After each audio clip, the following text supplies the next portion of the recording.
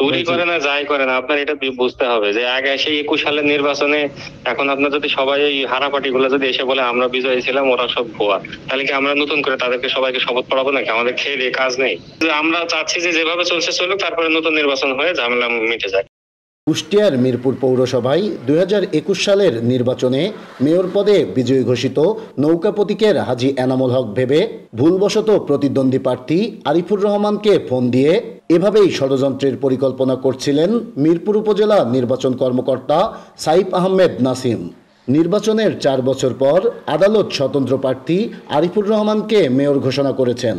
আদালতের রায়ের পর গেজেট আটকাতে এমন নীল নকশার ওই অডিও ক্লিপ এখন ঘুরছে সামাজিক যোগাযোগ মাধ্যমে। এ নিয়ে জেলা জুড়ে সমালোচনার ঝড় উঠেছে। একজন আওয়ামী লীগের স্বৈরাচারের লোক নিজের থেকে যে আপিলটা কিভাবে করলো, এটা আসলে আমার বুঝে আসে না। আর মেয়র নৌকার প্রার্থী ভেবে স্বতন্ত্র প্রার্থীকে ফোন দিয়ে সত্য উন্মোচন, জাতি জানছে আসলে ন্যায় কোনটা আর অন্যায় কোনটা।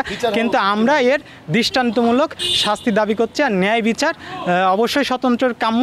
আওয়ামী লীগের দোসর এনামুল হাজী 5 তারিখের পর থেকে তারা পালালেও এখন পর্যন্ত তাদের মিরপুরে প্রতিস্থাপন করার জন্য যে উদ্দেশ্য প্রণোদিত যে ষড়যন্ত্র হচ্ছে, আসলে ওই অডিও রেকর্ডের মাধ্যমে আমরা মিরপুরবাসী সেটা দেখতে পেয়েছি। 2021 সালের ভোটে কারচুপি করে নৌকা প্রার্থী হাজী এনামুল হককে বিজয়ী ঘোষণা করা হয়।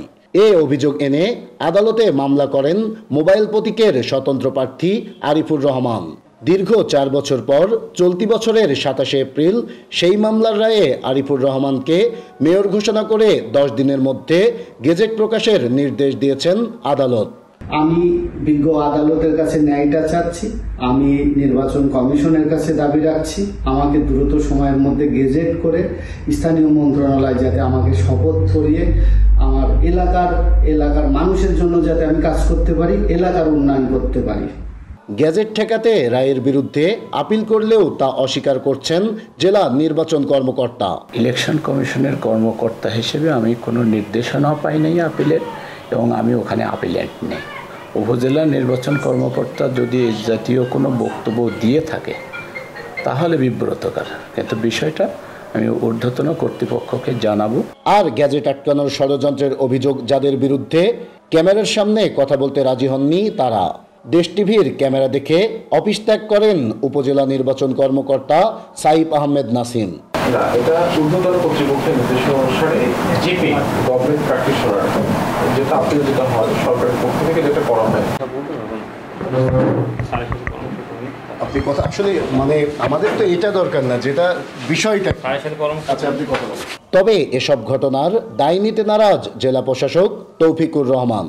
যদি আইনের ব্যত্যয় কিছু হয়ে থাকে সেটা দেখব, কোন ইন্টারেস্টে করেছে এটা তো বলা মুশকিল, সেই ক্ষেত্রে ইউনোই এটা ভালো বলতে পারবে। ষড়যন্ত্রের অডিও ফাঁস হয়, এরই মধ্যে নির্বাচন কর্মকর্তা সাইদ আহমেদ নাসিমকে প্রত্যাহার করে নির্বাচন কমিশন সচিবালয়ে সংযুক্ত করেছে কমিশন। নাহিদ হাসান তিতাস, দেশ টিভি, কুষ্টিয়া।